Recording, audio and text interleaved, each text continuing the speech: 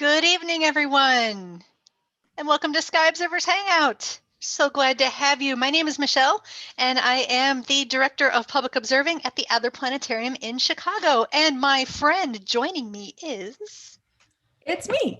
I am Adriana, and I am the astronomy educator at the Adler. We've also got some other friends joining us behind the scenes tonight. So our YouTube chat moderator for tonight is Jennifer, and answering questions in the chat is our astronomer friend, Geza. If you see the Adler's name highlighted in yellow, that's Jennifer helping us out. And when you see a name with a blue wrench next to it in the chat, that is Geza here to answer your questions and your comments. So ask us all your questions. Yes, please do. Now, Sky Observers Hangout is a place for us to gather together to nerd out about the sky. Our goal is to give you practical tips that you can find useful about lots of things related to sky observing. If you want to just watch us, that is perfectly fine. If you would like to interact with us, we would love to see your questions and observations in the chat. Feel free to interact with us and with each other. Yes, we love hearing from you guys. So to get this show started, tell us in the chat where you're tuning in from. I know some people have already started. Thank you. And as an added bonus, tell us what your favorite thing about observing the moon is. Now, while you do that, while the Adler's doors must remain closed, we are doing our best to keep our virtual doors open by creating and sharing some out-of-this-world content with you. If you wouldn't mind, use the link that we're going to put in the chat to donate what you feel comfortable to contribute to our programming. Thank you so much from the bottom of our hearts for allowing us to share our universe with you. And you can also help us get more visibility for our shows by hitting the subscribe button for the Adler Planetarium's YouTube channel. That's going to be right below this video. So if you like us, you can also give us a thumbs up. Yes, and so Adriana, we asked our audience what they like about observing the moon. What do you like about observing the moon? Yes. The moon is one of my favorite things in the night sky to observe because it's so easy to observe. You don't need any special tools. You don't necessarily need a telescope or binoculars. You can still see detail on it just with your eyes, like the different shades of gray that make up the different parts of the moon. So if you do have a telescope, that also means that you can see extra detail. What about you, Michelle? What do you like about observing the moon? I love observing the moon when we're out, when it's safe to be with people and we're out with our telescope for scopes in the city. So I actually have one of our scopes in the city telescopes right here. It's just waiting for us to be able to take it out again. And I just love showing people the moon because they're so excited to see it. It's so amazing. It looks so great through the telescope. So it's just as much about observing the moon itself as it is to share that with other people. So that's what I like about it. Absolutely. So let's go ahead and take a look and see where our friends tonight are tuning in from, see what you guys said. I love that Geza said, I love seeing the moon floating above the clouds. It's so beautiful. Yeah. Let's see, we've got friends from Seattle, from Crystal Lake. Hello, Ron and Matthew. Friends from Canada. Hi. Fred is here. Hi, Fred. Deborah from Andersonville. Hello, neighbor. And Lupe from Bridgeport. Hello. Angela says, I love how spooky it looks in the dark sky. Absolutely. It's a real Halloween mood. Big fan. Awesome. Thank you guys for joining us. We're really glad that you all are here. Yes. So thank you, everyone. You ready to get started, Adriana? Let's do it. So, all right. Let's start out here by looking at what we all came here to see, the moon. So we've taken some pictures here. They were captured with a telescope. Let's go ahead and take a closer look together and talk about them. I love this picture. It is beautiful. Michelle, how did you get these images? Yes, so this set of images was taken with this telescope over my left shoulder, so on the right side of your screen, I believe. So that telescope and just a small digital camera that is specifically for taking astronomy pictures. But that's it. It's just as easy as that. Just I put it where the eyepiece goes and it takes the picture. So yeah, I can connect it up with my computer. Yeah, sometimes I think it's easy to see pictures like this and be like, wow, something crazy must have happened. It must have been a really fancy telescope, but small telescopes can take really good moon pictures. Yeah, they're great. Yeah. So when we talk about observing the night sky through a telescope, especially observing something as beautifully detailed as the moon, we don't just mean looking. We mean noticing different colors, different textures, different shapes, different sizes. This is important because all of these details can give us information about what we're observing. Exactly. So in the chat, this is where you get to play a part in this show. Are there features that stand out to you in this picture or the previous one? Anything that stands out to you that you have a question about? Anything that stands out as interesting to you? Adriana, what features stand out to you and why?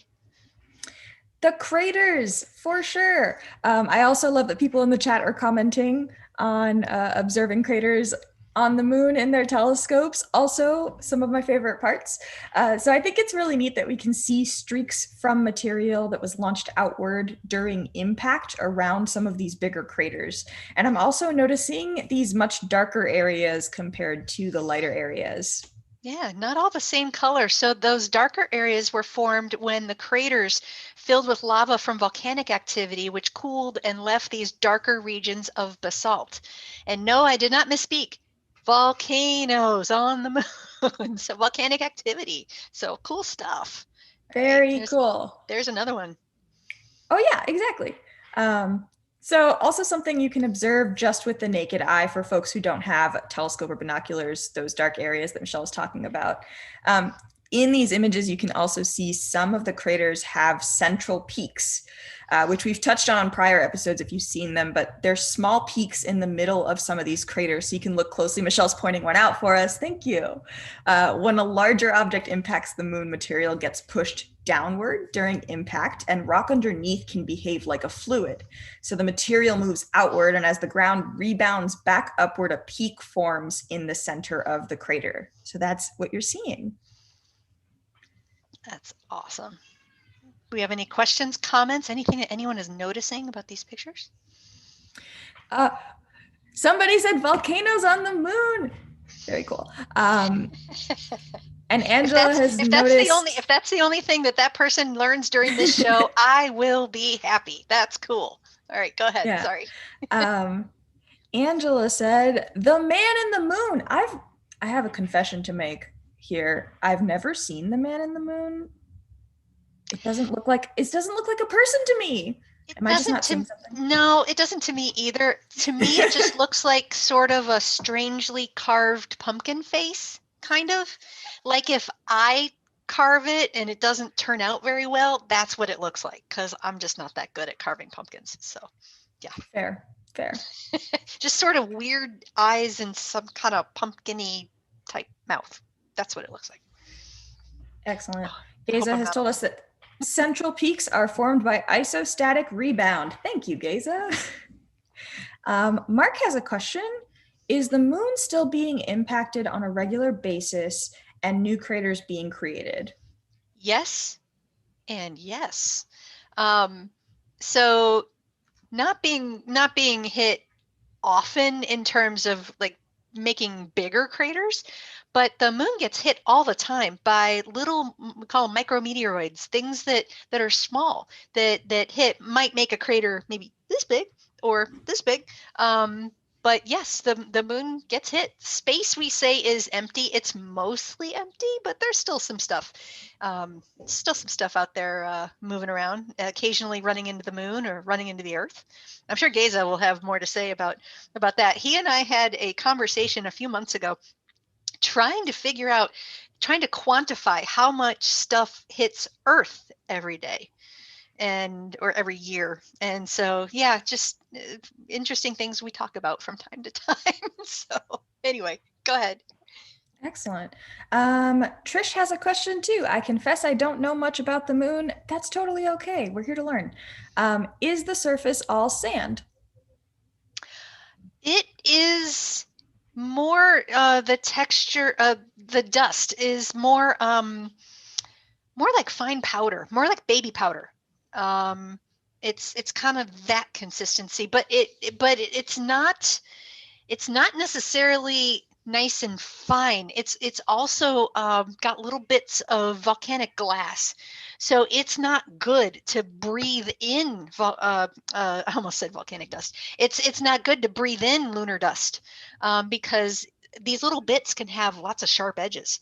Even though it's fine material, it's still volcanic glass. Think obsidian, that kind of stuff. So yes, it's fine, and it's the moon is can be areas can be covered in a few inches of this dust. So yeah, and then other Sounds areas are more quite mountainous tea. and stuff. So Excellent. and I know Angela Geza asks, is probably typing furiously with this part right yes, now. This is like totally up his alley. yes, awesome. Geza got to it first, but yeah, the moon glows due to reflected light from the sun. King Darius asks, how much stuff hits the moon slash Earth every day? That's a good question. There was a study that just came out. The results came out in about the last week that quantified the amount of stuff that Earth gets hit by. And I must confess, I don't have that number handy. Hang on. This is me going off script. I'll find it. By each year. I know it just came out within like last week or so. And I don't know if I'm gonna be able to find it quickly. That's the only problem. If I can't easily find it, then we will try to get that information soon. I don't quite know what I need to search for in order to find it. I know I've seen it. I just don't remember what it is. So we'll I try to bet Geza find it. can also help us out too if we Yes. are not able to find it. Yeah. All right. Cool. All right, I think, oh, one more. Prior to visiting, how were they able to determine the composition of the surface? Asks Mark. Oh, this is a great question. So there's several ways to do it. What you can do first off is you can use the light that reflects off the moon from the sun. And from the way that the light reflects off of it, you can then start to determine what the moon is made of in certain, what areas of the moon are made of in general. Then early in the 60s, we didn't have the ability at first to orbit spacecraft around the moon. So we started lobbing spacecraft at the moon, and this was called Lunar Ranger. And so there were, I think, 3 successful Lunar Ranger spacecraft that had cameras on them. And so the only way we could get the images back is if these things took pictures all the way down and then they crashed on the moon on purpose. Then we had the ability to orbit spacecraft around the moon. So those were called the lunar orbiters. Great name. And then we could determine if the moon was safe to land on, like how deep the dust was and that sort of thing, by landing, soft landing, uncrewed or without people spacecraft on the moon. And those were called lunar surveyor. And so the Lunar Ranger was in the early 60s, Lunar Orbiter was in the mid 60s, Lunar Surveyor was right before the Apollo missions. And so all that together, each of these spacecraft had different instruments and things on them, and all that was used to help determine what the moon was made of. And then we landed people on the moon who brought back lunar rocks, lots of them, about 800 pounds of them. And so we can then test those directly. So lots and lots of ways to learn about the moon. Good bit of history there. That was fun. I learned some stuff too. I like the part about just smashing something into the moon. Oh yeah, if you can't orbit something, how do you just lob it, just throw it, and just hope it gets there? Yeah. Excellent. I like to describe. Lupe says, I sometimes see the moon lingering during the daytime. Does that happen often, and why? Yes, it does happen often. You want to handle this one? Yeah, because I love this question. So the moon goes all the way around the Earth in its orbit, and that means sometimes it's going to be on the right side, the side of the Earth where sunlight is showing, and sometimes it's going to be on the dark side. So it's very normal for it to appear in the daytime sky. I think that we are maybe just used to the narrative of like stories like Goodnight Moon and stuff, where we think of the moon as a nighttime thing. But yeah, depending on the phase, it'll appear either in the daytime or the nighttime. So that's totally normal. Yeah. Which is a good reason to look up in the sky during the daytime for the moon too. Don't just look at night. Sometimes I'm going for a walk and I see some daytime moon. It's always exciting. Exactly right. And that's a great point. Also, that if the moon is out during the day, sometimes the blue sky can compete. And so it's a similar brightness. And so you may not notice it until all of a sudden you're looking right at it and you go, oh, wait, I didn't see that before. So Yeah. our blue sky is transparent. So you can see through it if you got something that's bright enough during the day. And so, yeah, take a look for the moon. And if it is clear out where you are, it isn't, I'm looking out the window, it isn't where I am. But North America, South America, right now, the moon is in your sky right now. So if you go outside, you can, well, keep watching us, but you can actually see the moon in the sky as we speak. Excellent. This is just one more comment that I'm going to call out. Had trouble signing it, but wanted to comment on the man on the moon. The Japanese see a rabbit. Yeah, Geza also mentioned the rabbit, and I will say the rabbit is way easier for me to see than the man. So totally easier to see. Yes, I am in agreement. Yes. So, all right, shall we go on? Yeah, I think we got most of these questions. Awesome. All right. Well, keep those questions coming, folks. I know this is one of our favorite topics. It's one of Geza's favorite topics. So we love your questions. Okay. So we've taken a look at some telescope images. Let's get into how folks can observe the moon themselves. So usually the moon is something we just notice when it's up and we happen to be outside at the same time. But it's pretty easy to intentionally get outside at times when the moon will be easiest to observe. If you're looking to catch the moon in the dark, early evening sky, for example, paying attention to when the moon is in its first quarter phase is a really good thing to do. It's higher in the sky after sunset. It's around the time when people are likely to be outside to be able to look for it. And it's half illuminated. So at least how we see it here in our sky. So pretty bright and easy to find. And a fun note, the moon is actually in this phase right now as we are recording this and we are doing this show live. It is Monday, April 19th, first quarter moon tonight. So if it is clear out near you, go outside to check it out after this episode, or if you can take us outside with you, we would love to go outside with you as well. So should I bring up some pictures? Yeah, let's take a look. All right, give me just a second here.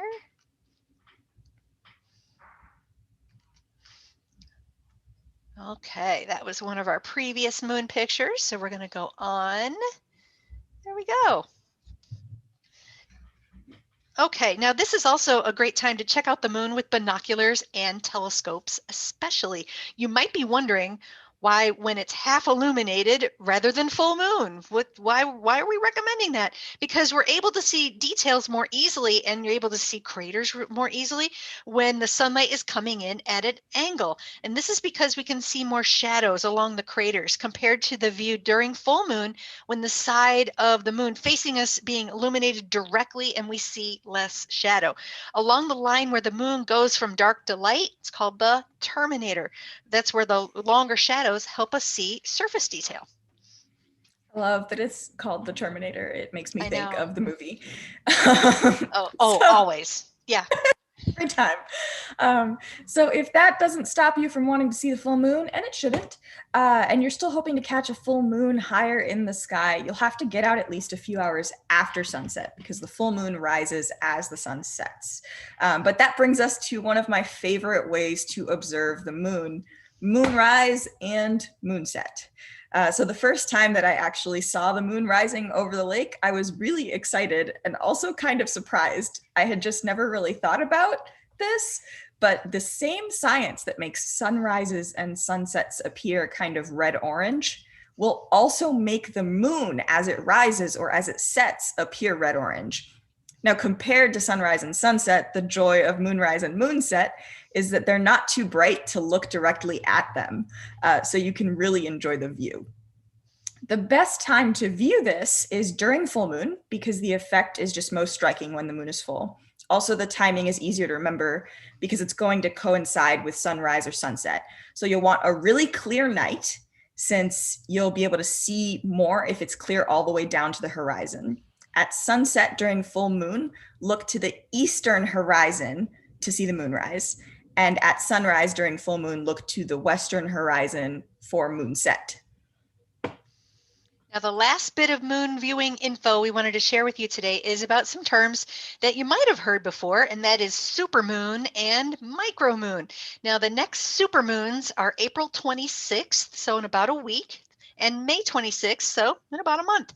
But what is a supermoon? It is not Superman, supermoon. So supermoons occur when the moon is full and simultaneously at or near to its closest point to the Earth in its elliptical or oval-shaped orbit. That's right, the moon does not have a perfectly round shape, and sometimes the moon's orbit is not perfect. Actually, always, it's not perfectly round either. So the micromoon happens when the moon is full, and simultaneously it is at its farthest point in its orbit. So as a viewer, how does this change the moon that you see in the sky? Well, a supermoon is about 17% bigger and 30% brighter than the microwest micromoon, or about 14% brighter than your average micromoon. So the difference might be noticeable if you're really paying attention to it, but it's not as much as you think. Still, we will take any excuse to go outside and check out a big bright full moon. So get outside on April 26th or May 26th and see for yourself if you notice it looking any bigger or any brighter. Excellent. Now, special note. There will be a special episode of Sky Observers Hangout on May 25th at 7 p.m. in anticipation of the next morning. There is a lunar eclipse happening starting at 4:44 a.m. Central Time on May 26th. I'll say it again, 4:44 a.m. Central Time on May 26th. So join us on May 25th, the night before, at 7 o'clock for a special show, and we will tell you all about it. So even more reason to go outside and check out that particular full moon. Excellent. So there's so much to observe when we're looking at the moon. The tricky bit is capturing all of this stuff in photos. It can be a little bit of a challenge. So if you've paid attention to the sky before, you've likely noticed a moon on certain nights that's looking very magical and very beautiful, and you might think to yourself, wow, let me capture this beauty. And you might pull out your smartphone, and you think that the images will look like the images that we've just been seeing of the moon through the telescope. But what actually happens is that your moon photos might be a little bit disappointing. Yeah, shall I bring up the moon fails? Would you like me to show this to the audience? Are you willing to spring this on the world? Are you ready? Yeah, I'm gonna show you guys my failed attempts at capturing the moon. Michelle commented before that they're like fine, right? But it's just, there's no comparison when you're seeing the moon. It looks magical and beautiful, and then you get a picture like this. It's just not exactly what you'd hope for. So what happened is the question, right? Let's talk about it. Michelle's gonna help us out, right? Yep. So let's take a look at these for just a sec, because I'm gonna take them away for just a bit. So all right. The first time Michelle saw these pictures, she said that she thought in one of them that it was actually the sun. Yeah, they almost look like the sun in all of them, actually. But that's okay. But the one that I noticed right away is the one in the middle, because it looks so tiny. I know you guys are out there. Raise your hand if you've taken a picture of the moon and you look at your picture and you go, man, that is small. What's going on here? So 2 reasons. First off, the moon is way smaller than you think. Let's talk about that. Now, if you can see the moon out your window right now, try this. Otherwise, the next time you see the moon, try this. All right. I'm going to back up. You want to extend your arm, and you want to extend your thumb, and you want to close one eye. And you want to compare the size of the moon to the size of the tip of your thumb. So you're going to hold your thumb up to where the moon is. Now, if it had been clear tonight, I could do this right out this window right here, but it's not. But the moon takes up a smaller piece of sky than your thumbnail does. It seems bigger up in the sky when it's closer to the ground or when it's closer to something else for perspective, but it's taking up a pretty small area overall. It's kind of an optical illusion for your brain. It looks enormous, but it's actually pretty small. It's about 1/4 the diameter. The full moon is 1/4 the diameter of your outward extended thumb. Now, if you want to experiment, find something in your room that you can cover with your thumbnail from where you're sitting. Look around, find something. All right. Now, stick your thumb out and try to cover whatever that is. Okay. You got it? Now try to take a picture of that thing. You can use your phone, right? If you're not watching us on your phone, you can take a picture. But how big did it turn out in your picture? Probably pretty small. How big is whatever that thing is? Like right now, I can basically cover up the front of that entire telescope. But this entire telescope is 6 inches wide. My thumb is not 6 inches wide. So you can see the perspective, and this all plays a part. All right. So perspective Excellent. pictures can go, it's where we have this problem when we're looking at the moon in the sky. So the moon, if you want to have some perspective, if you want to have something in the foreground of your picture, that might help in terms Absolutely. of taking a successful picture of the moon. Go ahead. Great. And then the second reason that moon pictures are so difficult is because the moon is much brighter than your smartphone camera can really handle. So compared to the dark sky that's close to it usually in your pictures, the moon is really, really, really bright. That means it's just going to show up as a big white shiny circle, sort of like trying to take a picture of a light bulb. It's hard to really see detail or make anything out when you're photographing something that's that bright. So what you get is a picture of an overexposed, just kind of a light bulb moon. Your eyes are extraordinarily impressive for being able to see detail on the moon. Take a look at the moon next time you're out and look for lighter and darker areas, look for shapes, look for a bunny, look for the woman in the moon, look for the rabbit in the moon, look for the man in the moon. Whatever you want to see in the moon is totally fine. Give your eyes a second to actually pick details out. Don't just glance up. Look at it, observe it. Notice what details you can. Your eyes do much better than your phone camera can do. Absolutely. But if you are still wanting to try your hand at taking some pictures of the moon, we do have some tips and tricks for you. There are ways that you can improve your moon pictures. So I was able to take one that's a little bit better. I redeemed myself in this next photo. I love this picture. This is a great picture. Yeah. So this is a picture. How did you do this? Everyone's out there. I know, I can hear them. They're going, wow, Adriana, this is so much better than the other ones, which weren't bad. What did you do here? Yeah, so this was also taken with my smartphone, but a big difference is that I used the perspective of something else. So Michelle talked a moment earlier about using the perspective of something else to make it look a little bit larger. So I just framed it with this sculpture, and that helped a little bit. I also did zoom into the picture after taking it. So in order to make the moon any kind of recognizable size, you're going to have to zoom into your picture when you're done with it. The other cheat that I did in this one that I think was really helpful is that I used the daytime or early evening sky to change the contrast. So usually the moon is so bright, and then the background is the dark sky, which is really dark. So that makes it easy for the moon to look just like a glowing light bulb in the sky. If you try to take a picture of the moon at a time when the sky is brighter, sort of like early evening, early afternoon, you can see a lot more detail with the contrast. You can also change the amount of incoming light to see better details and contrast using your phone's camera app. So we can practice doing this with a light bulb in your house, which is what I used here. If you go over to a light bulb and try to take a picture of it, when you tap on the screen to focus, if you have an iPhone, you'll notice that there's a little square and a little sun. You can drag that sun down, and that will decrease the brightness of your image. That way, when you try to take a picture of the moon, it's not going to be so bright that you can't make out any details.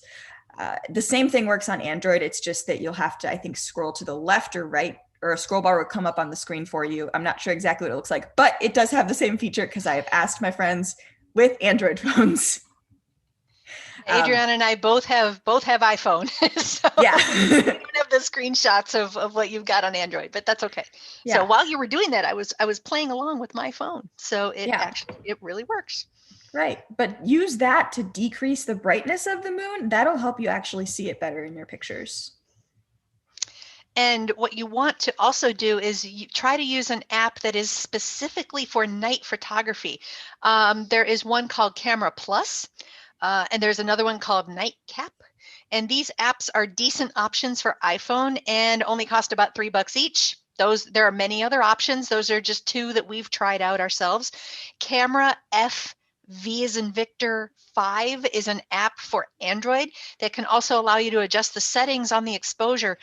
So how much light the phone camera is actually getting, and you can also adjust the image resolution. So if you also want to consider taking your taking photographs for day-to-day changes, so not just one picture, go out the next day and the next day.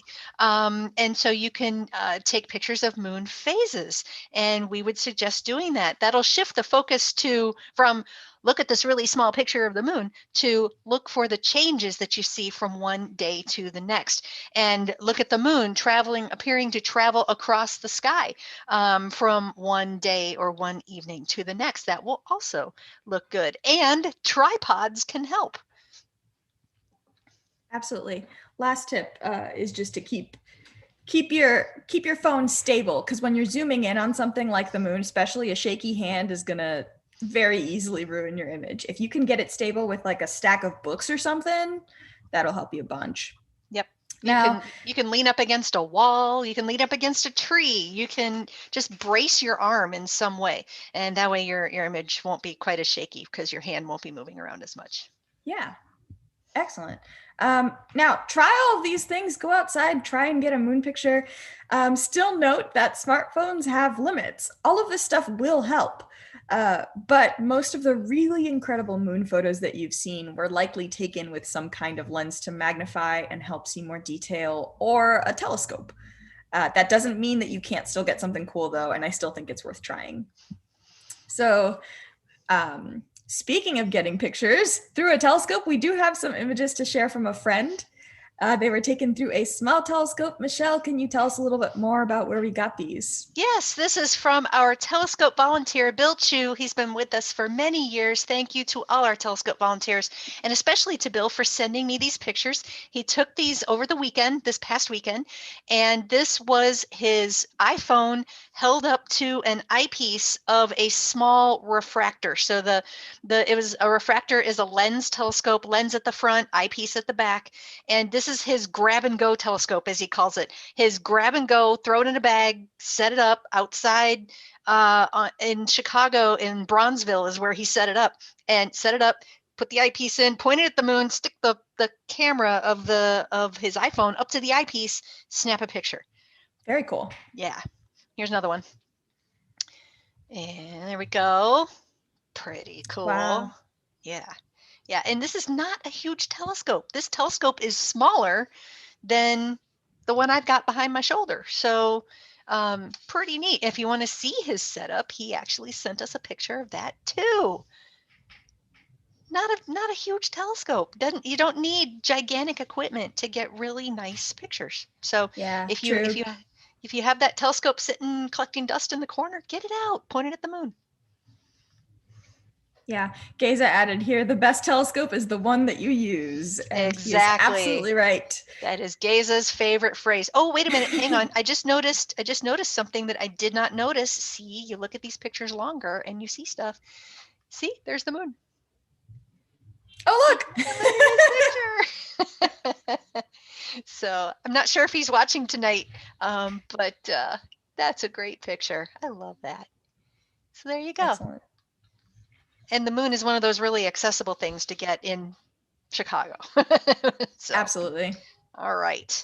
Any questions before we go on? Uh, I think Geza is on top of it. Geza's always on top of it. So thank you, Geza. We really appreciate it. Okay, so if you're dismayed by how difficult it is to get your moon pictures just right, don't worry. Galileo was right there with you back in the day.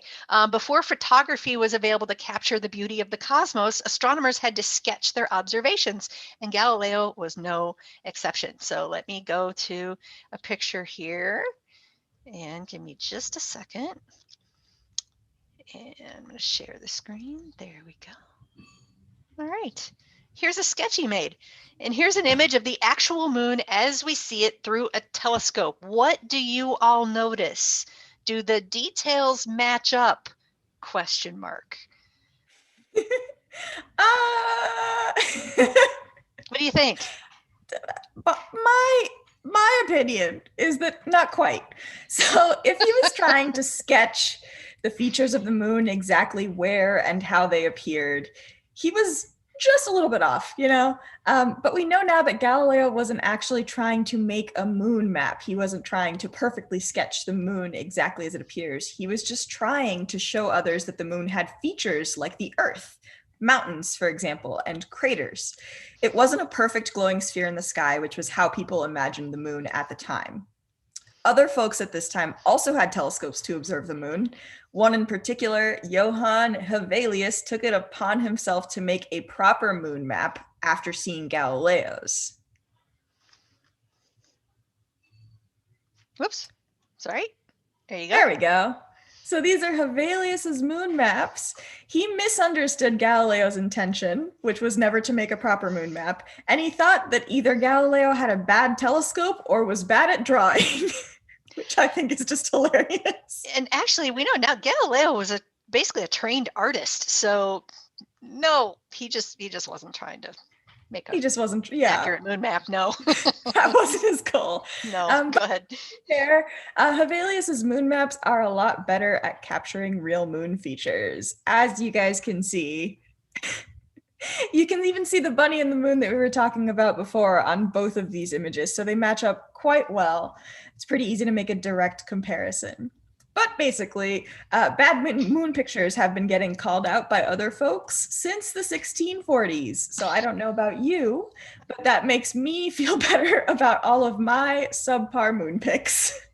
Oh gosh. Well, if folks come out of this and they point their cameras, their phones at the moon and they adjust the brightness and you get anywhere close to anything good, win. So if you are interested in seeing more historical images about our moon, because that's not all we have a fantastic collection of historical works on paper and books, do check out our Google Arts and Culture exhibit, Imagine the Moon.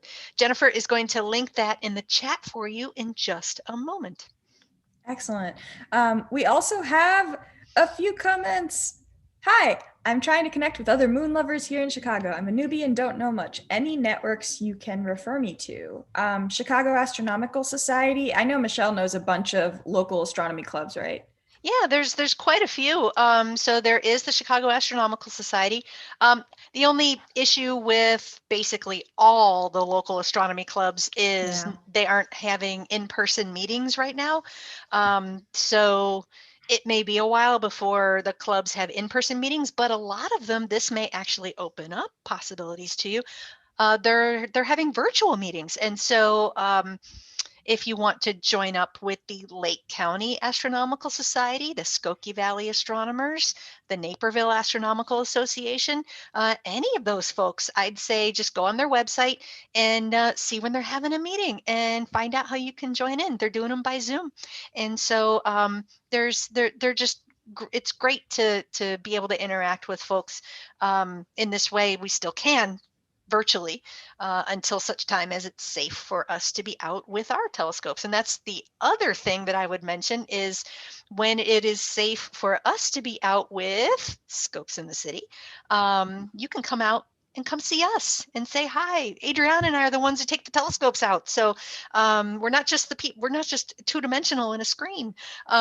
So you can come and just hang out with us, and we we seem to gather people who are interested in the moon gravitate to us when we have our telescopes out or we're showing planets and stuff like that. So look for us for Scopes in the City when it's safe, and check out some of the local astronomy clubs and interact with them virtually until you can go to one of their meetings in person. Great advice. You also asked, when is the Adler going to be open in person? We are not sure yet, but when we know, we will be so excited to tell you. So keep checking in with our programs and on our website. And when the time comes, I promise we will be shouting it from the rooftops. Absolutely. I do a lot of media interviews, and just about every single one, they're asking me, when are you guys going to reopen? I said, I don't know. So just stay tuned. We'll when we know, you will know. Yeah. Excellent. I think that is all of the questions that I see in here for now. All right. Well, this was super fun. It's so amazing. You think the moon is, you go, oh, we see it practically every day. What could we talk about for 40 minutes about the moon? See, we investigated an awful lot, and this is just on taking pictures. Imagine what more we could talk about. So I hope you can join us on future Sky Observers Hangout episodes to learn about this and even more. And in 2 weeks, we have our next show. We're going to be talking all about the summer sky. We love observing in the summer, even if it means staying up a little bit later to see those dark skies. The nice weather certainly makes up for it. And be sure to send us your moon photos and observations, just like Bill did. You might see one of your pictures at a future Sky Observers Hangout. We would love to know that you are out there and connecting with the sky and observing the moon. Thank you so much for supporting us and joining with us and supporting our programming. We are so happy to share this time with you. We really are. Also, thank you all for bringing all of your questions. These shows are so much more fun when people ask really cool questions. Sometimes there are questions in the chat that I don't really know the answer to yet, so I get to learn something with you. So it's just very exciting. Anyway, also tell us, how did we do? So we would love to get feedback from you all. So Jennifer will link a feedback survey in the chat. It'll only take a short amount of time to fill it out. And if you filled it out before, you can still do so again so we can keep track of how we can improve. It'll help us make our shows better. And you can send us suggestions for future show topics so that we can talk about what you're curious about. You'll also get to it. You can also get to it by a link in tonight's program description. So if the chat closes before you click the link, you can just access it there. Yep, it just takes just a minute or two to fill it out, and we really do read your comments, and we love hearing from you. So don't forget to subscribe to the channel. Oh wait, thank you, Michelle. What? One more last minute question. Okay, go ahead. For the Supermoon next month, Monday. Next Monday. Next Monday. Next Monday. I think you meant next Monday. 26th. Yes. What location would you recommend for viewing? Well, if you're trying to catch it in the early evening, it's going to be low to the ground. So anywhere that you can see pretty clearly to the east will help you out. But as it gets later into the evening, it'll start to rise. So if you're looking east or like above, if you've got a view to that direction, that'll help you out a bit. Yeah, if you're in Chicago, everybody knows basically lake is to the east. So yeah. And sunrise or sunset is around, what is it, about 7:30, 7:45, something like that. Ish, yep. I'm dialing up exactly what direction it will be. It will be just slightly south of east. So just if you're not in Chicago, maybe you're in the burbs or you're someplace else, and you don't have a clear spot, just like we do, like directly to the lake, just a little south of east, and that'll get you the full moon. Yeah, but it's also a great opportunity to watch the moon rise. Yes. Which will be cool, like we talked about. So check that out if you have an opportunity. And moonrise will be at. Hang on. Ooh, time. Thank you. So this will be for Chicago. So if you're in another location, you may have a slightly different time. So hang on. rises 7:26 p.m. Central Time. Again, Excellent. that's for Chicago. So all I did was I brought up my favorite phone app, which for me is Sky Safari, but other people have other favorites. Adriana, which one do you like? I Which also like Sky Safari. Okay. And I know we've had many discussions about phone apps in the past. We had a whole show about phone apps and binoculars and stuff like that. And yeah, I just dialed it up and that's what it'll look like. So whoops, Excellent. except for the fact that it's registering that I'm moving my phone, and so therefore it moves the view. So I was showing you the view to the west, which is that way. So, Gotcha. oh well. Great. All right. Thank Anything you else all for before your we sign off? questions. We No, all I good? think we're good. Yeah. All right. Thank you so much, everyone. Give us a thumbs up, subscribe to the channel. We'll see you in 2 weeks when we talk about the summer sky. Look out. We've got May 25th, 7 o'clock for the show all about the upcoming lunar eclipse. Hope to see you there. Thank you so much, everyone. Good night. Have a good night, everyone.